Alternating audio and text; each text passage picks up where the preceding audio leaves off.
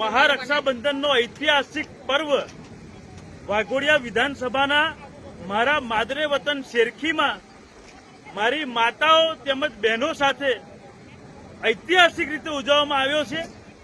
જે કાર્યક્રમમાં હજારોની સંખ્યામાં બહેનો ઉપસ્થિત રહી છે અને બહેનો દ્વારા આશીર્વાદ પણ આપવામાં આવ્યા છે। ત્યારે હું મારી વાઘોડિયા વિધાનસભાની તમામ બહેનોને આજે વચન આપું છું કે જ્યાં જ્યાં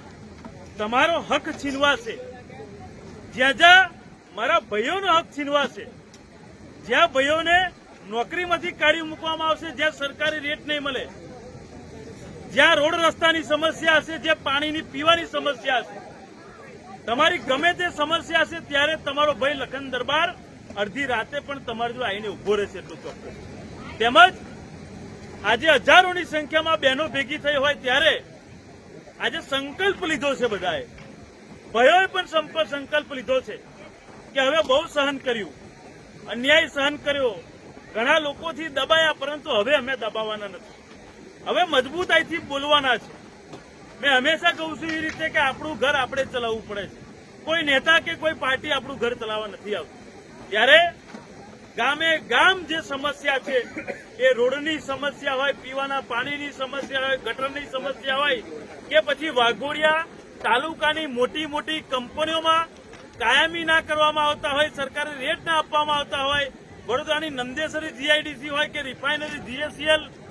જીએસએફસી, અનેકો કંપનીઓમાં સ્થાનિક લોકોનું, સ્થાનિક યુવાનોનું વર્ષોથી શોષણ થયું।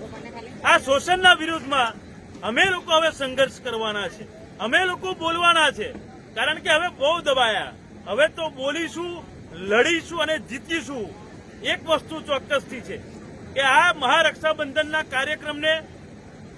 નેતાઓ દ્વારા આ કાર્યક્રમને ફેલ કરવા માટે ઘણા પ્રયત્ન કરવામાં આવ્યા।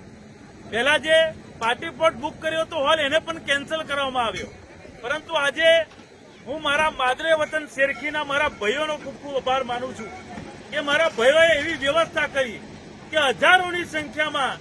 બહેનો વાઘોડિયા તાલુકા તેમજ વડોદરા તાલુકાના ગામે ગામથી આવી અને આગળ રાખડીનો પર્વ ઉજવ્યો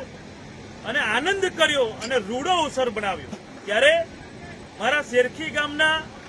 મારા તમામ ભાઈઓનો દિલથી આભાર માનું છું। તેમજ વડોદરા તાલુકા કરણી સેના હોય, યુવા સેના હોય, વાઘોડિયા તાલુકાની કરણી સેના, યુવા સેના હોય, તેમજ સમગ્ર ગુજરાતમાંથી પધારેલ આગેવાનો હોય, એ સૌનો ખૂબ ખૂબ આભાર માનું છું। આવી રીતે તમારા લખન દરબારને સપોર્ટ કરતા રહેજો, આવી રીતે તમારા લખન દરબારને પ્રેમ કરતા રહેજો, તો હું ચોક્કસથી તમને કહેવું છું, હું લોકો જેવી વાત નથી કરતો કે મરતા મરી જાઉં, આમ કરું તેમ કરું, પણ એટલું ચોક્કસથી કહું છું, અડધી રાતે જો તમને કામ હશે તો આ લખન દરબાર ગમે તે ચબરબંધીની સામે પણ બોલવા, લડવા, ગમે તે કરવા